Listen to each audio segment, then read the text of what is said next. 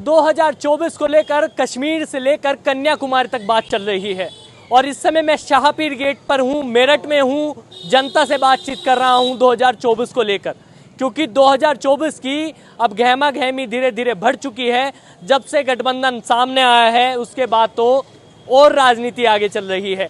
अब बातचीत करने के लिए शाहपीर गेट पर मैं निकल रहा था, कुछ मुस्लिम समाज के लोग दिखे तो सोचा एक बार क्यों ना इनसे बात कर ली जाए कि 2024 को कैसे देखते हैं, 2024 में होना क्या है, क्योंकि बात तमाम होती हैं। तमाम पार्टी कहती है कि मुसलमान हमारे साथ, बीजेपी कहती है 2019 में मुस्लिम का वोट मिला, लेकिन सवाल ये है कि क्या सच में मुस्लिम का वोट वो मिला है या नहीं मिला है, और 2024 में क्या वो वोट दोबारा मिलेगा कि नहीं मिलेगा, क्योंकि हैट्रिक की बात है मोदी जी की। तो सर से शुरुआत करते हैं, क्या नाम है सर? अयाज अहमद एडवोकेट। अच्छा, अयाज अहमद जी, बात की जाए 2014 से बीजेपी आई, 2019 में बीजेपी आई, अब 2024 की बात है, हैट्रिक की बात चल रही है। क्या लगता है कि हैट्रिक लग पाएगी कि नहीं? देखिए, मेरा मानना यह है कि 2014 का जो चुनाव था जी वो क्योंकि मोदी जी गुजरात के मुख्यमंत्री रहे थे जी और वहाँ उन्होंने कुछ विकास किए थे, तो पूरे भारतवर्ष में ये फैलाई गई बात कि गुजरात मॉडल हम देंगे, और कुछ जो कांग्रेस से कुछ गलतियां हुई थी उसका फ़ायदा उनको मिला था 2014 में, और मुकम्मल सरकार बनी। और सरकार के बाद जो वादे उन्होंने किए थे, जिस तरीके के भी वादे किए थे, तो वो विकास तो हुआ लेकिन वो वादे पूरे नहीं हुए। उसके बाद विपक्ष जो है वो बिखराव था। आज विपक्ष जो है वो एका होना चाह रहा है। जब विपक्ष एका होना चाह रहा है तो उसका फ़ायदा तो विपक्ष को कुछ मिलेगा। अच्छा, तो इस बार का चुनाव बहुत कंटेस्टेड होगा और बहुत ही प्रतिष्ठापूर्ण चुनाव होगा। अच्छा, लेकिन कहा जा रहा है कि एक को हराने के लिए 26 का इकट्ठा होना क्या जरूरी है?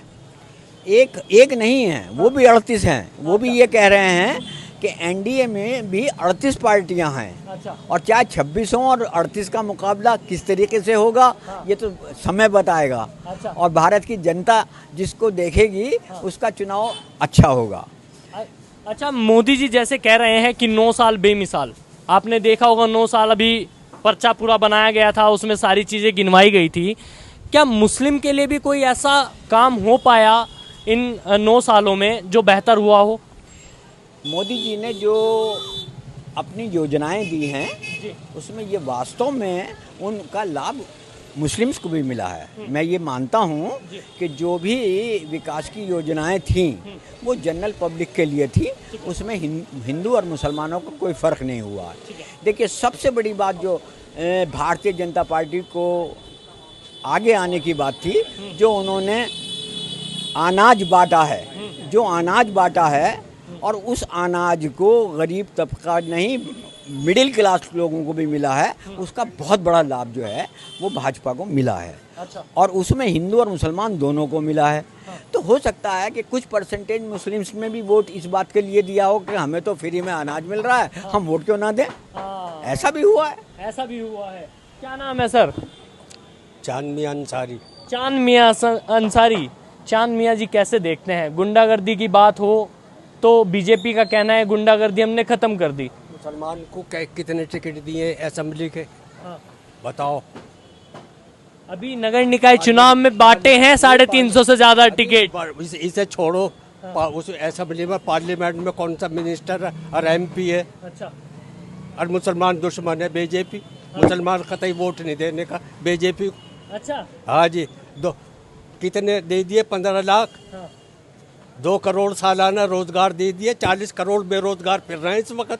अच्छा। पढ़े लिखे दे दिए। क्या करा 9 साल में सिवाय झगड़े कराने के? अच्छा। चाहे दिल्ली का फिसाद हो, चाहे मणिपुर का हो, चाहे कहीं का भी हो, तो फिसादी है। अच्छा। इसे जाने देवे था कोई? हाँ। जब चीफ मिनिस्टर थे, अमेरिका ने पाबंदी क्यों लगा रखी थी कि फिसादी है ये, इसे हम घुसने नहीं देने के? जी। मुसलमान से क्या मतलब बीजेपी का? हाँ।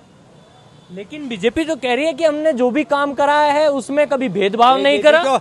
बेंच ऑफ थॉट पढ़ रखी आपने आरएसएस की? हाँ। हमने पढ़ रखी। अच्छा। मुसलमान की तो गिनती नहीं है कहीं भी, न दलितों की। अच्छा। ये तो फिरका परस्त पार्टी, आला जात की पार्टी है सिर्फ, अच्छा न दलितों की, न मुसलमानों की, न बेरोजगारों की। ये तो बेरोजगारी फैला दी 9 साल में भाई। महंगाई, सिलेंडर कितने का है? 400 का सिलेंडर, 1100 का। तेल सरसों का 60 रुपए का, 180 रुपए का। और टमाटर क्या भाव, फजीता नहीं चल रहा टमाटर का। सेकुलरिज्म कामयाब होगा राहुल गांधी का। अच्छा राहुल गांधी जी बनेंगे प्राइम मिनिस्टर आइंदा, और कांग्रेस बनेगी आइंदा। ये नहीं बनने का मोदी अब के।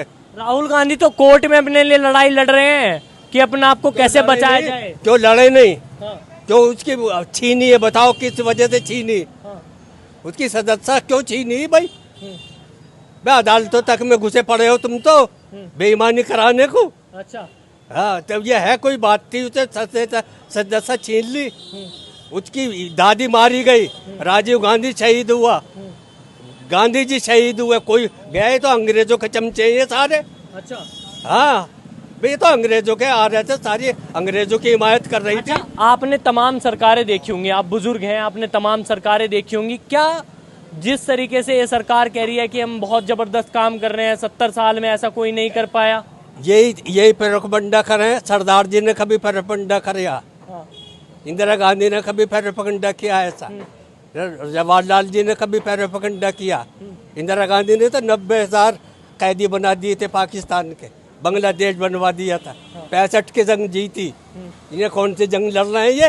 अच्छा इनके बच की। हाँ, ये तो चमचे गिरी कर रहे हैं उसकी, चीन की। अच्छा भाई चीन की चमचेगिरी, 20 मारे गए, हाँ, कौवे मार के भगिया है। हाँ।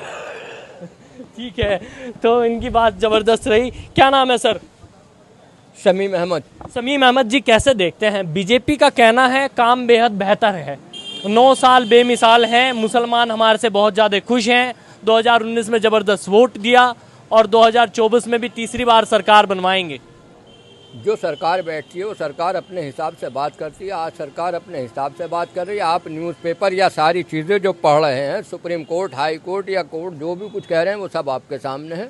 सुप्रीम कोर्ट क्या क्या कह रहा है आज सरकार को, सारे मामलात में जो हालात देश में बने हुए हैं इस समय और जिनकी सुनवाई सुप्रीम कोर्ट में चल रही है वो क्या कह रहा है। तो ये तो कोई बताने की बात ही नहीं। हर सरकार अपनी जो है उपलब्धियाँ गिनाती है, कमी कौन गिनाता। अच्छा, अब जैसे पार्लियामेंट का आज का मौका चल रहा है और पार्लियामेंट 10 दिन से नहीं चल रही, 12 दिन से। अभी तक तो मणिपुर का मामला है, कल परसों से नूह का मामला आ गया। तो किसी उसमें जब पार्लियामेंट चल ही नहीं रही, वो तो कह रहे हैं कि विपक्ष नहीं चलने दे रहा। हाँ। विपक्ष खाली इतनी सी बात कह रहा है कि प्रधानमंत्री आओ और पार्लियामेंट में बयान दे दो उस मामले। अच्छा, तो जिस तरीके से अब ये गठबंधन तैयार हुआ है, आपको क्या लगता है इस गठबंधन में चेहरा कौन सा आपको दिखाई देता है? क्योंकि 26 लोग एकत्रित हैं, आखिर एक इनमें से मोदी जी के सामने कौन आ सकता है? चेहरे तो बाद में भी तय होते हैं। जैसे कि इससे पहले सन 77 में जो है जनता पार्टी की एक सरकार बनी, जब तक कोई चेहरा नहीं था, चेहरे पे थोड़ी इलेक्शन लड़ा गया। इंदिरा गांधी हार गई, चेहरा सामने आ गया। अच्छा। मोरारजी देसाई देश के प्रधानमंत्री बन गए। तो चेहरे तो बाद में भी तय होते हैं। अच्छा, गठबंधन एक अलग चीज़ होता, चेहरे अलग चीज़ होता। लेकिन- चेहरे को तो वो भी कह रहे हैं कि हमारा कोई चेहरा ही नहीं है अभी। अच्छा, जैसे जनता करेगी, जो जनता फैसला देगी वो तो उसके बाद की बात है। अच्छा, लेकिन कहा जा रहा है कि राहुल गांधी हैं, नीतीश कुमार हैं, ममता बनर्जी हैं, अखिलेश यादव हैं और जी अरविंद केजरीवाल हैं, ये सारे बड़े बड़े चेहरे हैं। तो ये इतने सारे चेहरे जब एक साथ हैं तो क्या लगता है, क्या लड़ाई नहीं बजेगी आपस में कि मैं खड़ा हूँगा, मैं खड़ा हूँगा? नहीं, अब से पहले भी बहुत सारे चेहरे थे और सारे मामलात हुए थे। कुछ भी ऐसा नहीं हुआ कि लड़ाई आपस में हुई हो। अब यूँ तो जो अपने अपने ख्यालात होते हैं वो अलग अलग होते हैं। जब पार्टी इतनी सारी एक जगह इकट्ठी होंगी तो उनका अपना अलग अलग भी एक मैनिफेस्टो होता है, लेकिन ऐसा कुछ नहीं हुआ। लड़ाई कहाँ हुई? भले सरकार टूट गई तो सरकार उसमें क्या, अटल बिहारी वाजपेयी की भी 15 दिन को बनी, वो भी टूट गई जब विश्वास मत नहीं प्राप्त हुआ था। अच्छा, वो तो हर तरह का होता। अच्छा, आपको क्या लगता है जो इंडिया ये नाम रखा गया है गठबंधन का, क्या ये सही है कि गलत है? No comment please. क्यों? It is enough.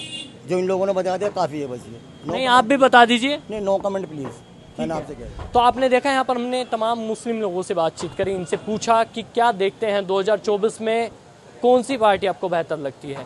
तो इन्होंने अपनी राय रखी, आप भी अपनी राय रखिए। इस खबर को लाइक कीजिए, शेयर कीजिए और जुड़े रहिए हमारे चैनल के साथ। नमस्कार।